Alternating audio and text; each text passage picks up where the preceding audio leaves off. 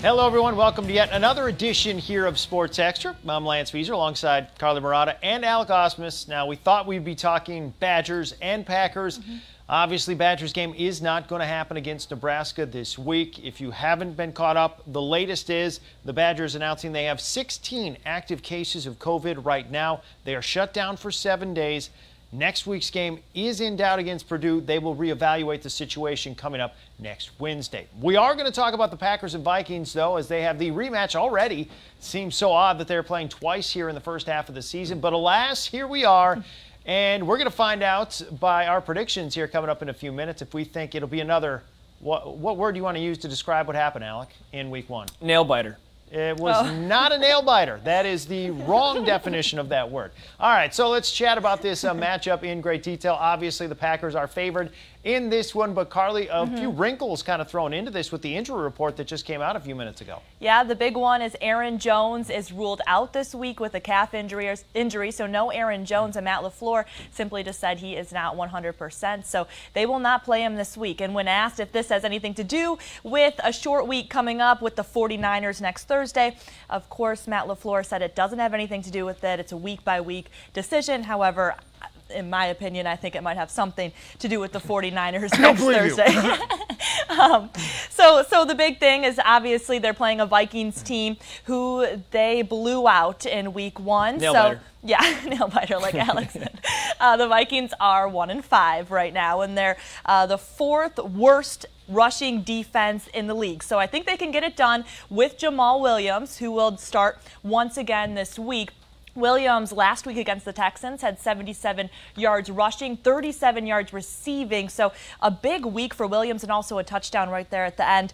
And then A.J. Dillon, he had 5 carries only last week for 11 yards. But another big opportunity for A.J. Dillon as that second running back. And Matt LaFleur was asked about him, and he said, you know, a great opportunity, like I said, and he's just going to build and grow and hopefully become a better pass catcher, too, is what Dillon's looking to improve upon. And a big thing for him is he played in Boston where it is snowing right now, so he'll be ready for the weather, whatever Green Bay brings.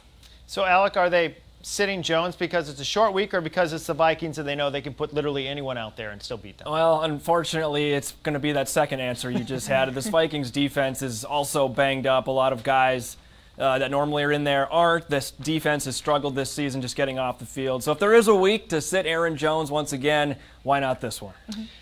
I know you want to talk about your Minnesota Vikings. Yeah. They do have some weapons on offense. So, look, I understand it's a 1-5 team. We know they're not good. I'm going to talk about the defense here in just a minute or two. But offensively, they do have some dangerous weapons, including, it appears, Dalvin Cook could be in the mix again. Dalvin Cook sounds like he's going to play. Missed last game due to a groin injury. But look, this Vikings offense, they've kind of been bang or bust this season. If there is one thing with this team that is 1-5 that maybe is decent, it would be on offense. They are still ranked kind of about the middle of the pack in the NFL, 14th best offense in the league. But yes, Dalvin Cook. It sounds like Dalvin will be back on Sunday. He's expected to play, coming back from a groin injury. Vikings 6th best team rushing the football right now in the NFL. But where things tend to get bad with this offense of the Vikings is turnovers. The Vikings have the 3rd worst turnover ratio in the league, and a lot of that goes to Kirk Cousins. He's already thrown 4 more interceptions than all of last season. He has 10 picks on the year right now, tied for last in the NFL with Carson Wentz.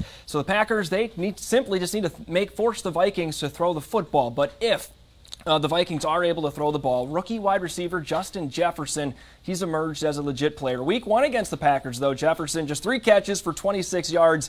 Didn't have much of a presence even on the Vikings offense overall. But in the last 4 games, Jefferson here, 23 catches, 467 yards. 3 of those games have been for 100 yards or more. And Pro Football Focus, believe it or not, has Jefferson as a top-ranked wide receiver in the NFL. So you got Justin Jefferson, Adam Thielen, 2 decent targets for the Vikings right now. So it depends kind of on what kind of Kirk Cousins are the Packers going to see. But I will say this, the pressure is kind of on the Packers right now. This is a game that they have no business losing. The Vikings really aren't playing for much. They are starting to even sit guys on both sides of the ball, shutting them down for long portions of the season. So the pressure is on the Packers right now. Vikings could go out, maybe throw the ball around a little bit. They probably will be able to run the ball, and as we know, Packers defense stopping the run has been an area of, I guess, a weakness a little bit with this Packers defense. And not to put it all on Kirk Cousins, but I did see that Stefon Diggs, who now plays for the Bills, is the, let's see, fifth best receiver in the league right now with yards, and obviously struggled with Kirk Cousins. So I don't know if that says a lot about Cousins. And Adam Thielen is like 26, and he's played every single game and is their top receiver. So yeah, Justin Jefferson has been a huge impact as a rookie out of LSU. He might be like 6th or 7th in receiving yards right now. So a decent surprise, but he has replaced Stefon Diggs for what that's worth on a 1-5 football team right now. Yeah, Matt LaFleur did say that Justin Jefferson is the big difference between week 1 and now, the potential difference maker between what we saw between these two teams before and now, because as a rookie in his first game, he didn't do anything, not expected to do anything. But alas, the one thing that hasn't changed is the Minnesota Vikings defense is still awful. In fact, they may be even worse this week than what we've seen, and this is what we have seen, Alec. 30th. In scoring, this vaunted Vikings defense of the past few years is awful. 32 points per game.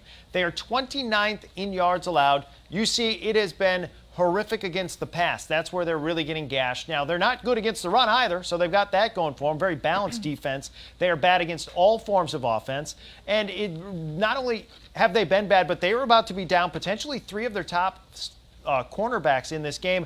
Mike Hughes, Holton Hill are both already ruled out, and then you have Cameron Dantzler, who is out right now with COVID. Now, they haven't ruled him out for the game. Technically, I guess he could get cleared before game time. He will likely be out, so they could be down 3 of their top 4 corners. And I want to point out that the Packers in week 1 scored 43 points against this team. Just last week, the Atlanta Falcons lit them up to the tune of 40 points. Oh boy, this could be a lot of points here in this game. There is no reason whatsoever that the Green Bay offense shouldn't be feasting here. Again, this Packers offense, they've scored 23-plus points against the Vikings, by the way, at home, 11 of the last 14 meetings. So traditionally, they have played well against the Vikings offensively at home. And this Vikings defense, I mentioned, they've given up 40-plus points a couple of times this year, including last week to Atlanta. The Packers right now, 30-plus points in 5 of their games. So they are consistent on the offensive end. They're scoring against all sorts of defenses. These aren't necessarily all great defenses, but they've shown, obviously, in week 1 what they can do against really bad defenses, and this is a really bad defense. I think Aaron Rodgers could light this team up like a Christmas tree. Alec Osmus, your response. Well, take a look at that Vikings defensive line. Unique Ngakoue, who they traded for earlier on in the season from the Jacksonville Jaguars defensive end, just traded him away to the Baltimore Ravens. On the other side of the D-line, Danielle Hunter, he has season-ending neck surgery, so he's no way coming back at all. So the D-line doesn't really even have their main stud. So if a guy like David Bakhtiari is listed questionable or whatever, he probably won't play again on Sunday. The Packers' offensive line, they should do just fine. Stopping any kind of pass rush, giving Aaron Rodgers more time, and as we know, that usually leads to success when you give Rodgers time in the pocket. And I think this could be the week that Davante Adams breaks the franchise record for receptions in week 1. He tied it at 14 against the Vikings, and it looks like this is mapping out to be another week where Adams will just torch this Vikings defense. Yeah, so the Packers, by the way, the one way that they could potentially get upset in this game, I think you'd have to say it'd be turnovers. There's no rhyme or reason to believe that the Vikings are going to stop them from moving up and down the field. It's just turnovers. Will they be able to turn the football over? So far, the Packers have been fantastic. In fact, they're the first team in NFL history with 180-plus points and less than 2 turnovers to this point in the season through 6 games. They are not turning the football over, and that is why it's hard to see an upset in this one, is because this is just not the script that we've seen at all from the Packers. They're very consistent. Aaron Rodgers knows what he's doing. They don't have a fumbler with Jamal Williams. He's not a fumbler, so there's just not a whole lot of reason for optimism if you are a Vikings fan here on the defensive end. It's not pretty. Now, I do want to point out, we mentioned a little bit the injury report in this one. You mentioned Aaron Jones is out. Interesting to know, Kevin King also out, and that could be big because we mentioned Justin Jefferson and you have Adam Thielen on the other side. So you have one of your top 2 corners out against this team. That's not ideal, although Matt LaFleur said he has confidence in Josh Jackson. Questionable here, interesting. David Bakhtiari, going to be a game-time decision. They did survive without him last week, but still scary. Raven Green and Darnell Savage, both pretty good parts of that defense. They're questionable. Tyler Ervin, Lancaster, Lovett, those are questionable. But the one that gets me is Mason Crosby is questionable, so they might have to do something creative here if he can't play. Sounds like he might. By the way, Packers 6.5-point favorites in this one. So drum roll, please. It is prediction time. Carly Murata, you get to go first here. 6.5-point favorites, the Packers at home. Do they cover that spread? Easy. Yes, 100%. They cover the spread. Easy. Easy. Alec, is it going to be that easy? I'm going to go with my heart instead of my brain this week. No. And I'm going to say Vikings pull off the upset. And let's go crazy. Let's say double-digit win by the Vikings on Sunday at Lambeau. As a Vikings fan, your heart's been crushed enough. Why not just do it again, right? Yeah, just why whatever. not? What do you got to lose? I got nothing to lose. The Vikings have nothing to lose. Why not? Exactly. Yeah, okay, I get it. I think I made my point pretty clear when I was talking that I think the Packers are going to light this team up like the Eiffel Tower. It's going to be 30-plus points. They scored 43 in week 1, and I don't see a reason why they can't score 40-plus again against this team. That is how bad the Vikings defense is. If anything, maybe they just get up a lot and don't keep trying to score. Like, that's probably the best hope for the Vikings to keep this in check. I don't think it's going to be very close. Alec, I know you had a question here for our survey question. Yes. Give a poll question here. I'm curious what the results of your poll question were. Well, so let's put a little context to the poll question. It's listed as, wrote it out as, is this a must-win game for the Packers against the Vikings on Sunday? But the emphasis on must-win is not that the Packers season would be over, but the Packers have no business losing this football game. And then if you look ahead to Thursday night when they go to San Francisco, are they already looking ahead to that game a little bit? But here's what we threw out on Facebook. Is Sunday's game a must-win for the Packers? And 76% of the people that voted say yes, this is a must-win. The Packers have no business losing this game. As for comments, we just had a few people saying, go Pack, go. So that was our poll question for this week. Well, yeah, you have to explain as you explain it then, Carly, I'm curious, is it a must-win? As he explained what he meant by must-win? Because I think you needed the explanation. Yeah, I think when I hear what you said, I mean, it is important anyways just to keep that lead over the Bears. I know they still have those Bears game coming up later in the season, that first one right after Thanksgiving. So it is important to keep that lead over the Bears so there's not so much pressure on those games. So, yeah, I would say it's a must. Yeah. Right. Well, the phrase is you kind of use air quotes with must win because exactly the season is far from over. I would have still voted no, even with your explanation there. Like, I mean, is this a game that they absolutely should win? Yes. Are you going to be upset with yourself if you lose this game at home to a really bad team? Yeah, of course. But I look at the division, and I don't think this division is going to be that close. I still don't believe in the Bears. I think over the course of the season, the Bears are going to keep slipping. And then, so in the end, is it a must-win? It depends on if you're talking about for playoff seeding. Because as far as making the playoffs, I think the Packers are a shoo-in in this division. I think they're going to rack up a bunch of wins. So as far as that context of is it must-win to get in the playoffs or anything or win the division? No. Now, you don't lose this game to this team and still end up with, say, the number 1 or 2 seed in the NFC, which is what the Packers are really shooting for right now. So, yes, they need to win it from that capacity. So I would probably lean towards no with your voting there. But I get it. I get where you were coming from there. You didn't vote? No. Wow. I didn't want to sway the voters. Right. Wow.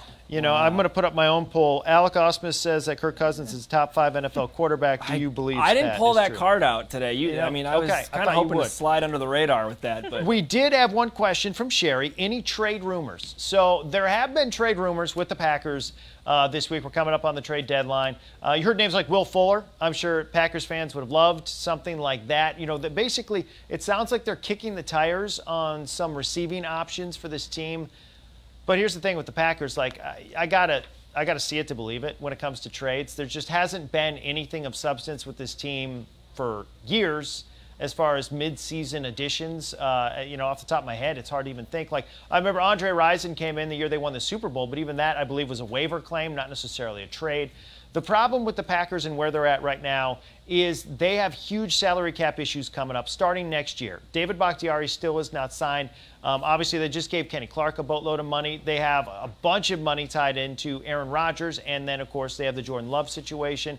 They have some other guys, Kevin King, Aaron Jones, Jamal Williams, that are going to be free agents.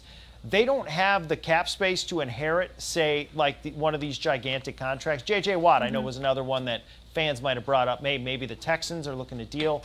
I could see a player on an expiring contract, but that's the problem, is you're going to have to find a player that can help who is on likely an expiring contract at the end of this year for them to be able to fit it into their long-term plans.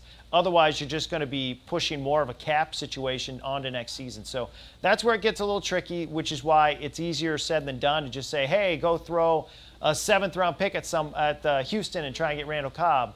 It's easier said than done because now you have Randall Cobb's contract. And that's kind of the tricky part here. I don't think it's going to happen. Either you have any confidence that there's going to be a trade of any substance? Talk is cheap. Yeah, I don't think they're going to get some superstar. I think you pretty much hit it on the head right there.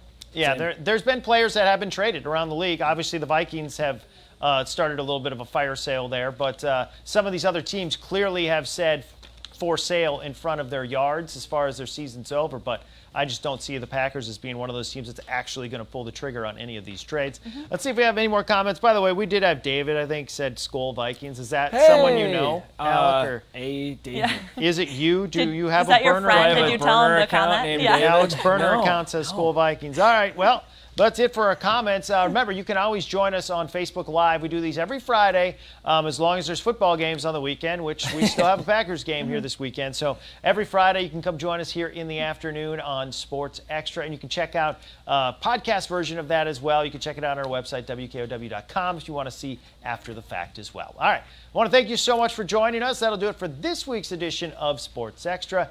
We shall see you next time. Enjoy your weekend of football. Alec and Carly, say goodbye to the people. Good night. Thanks for watching.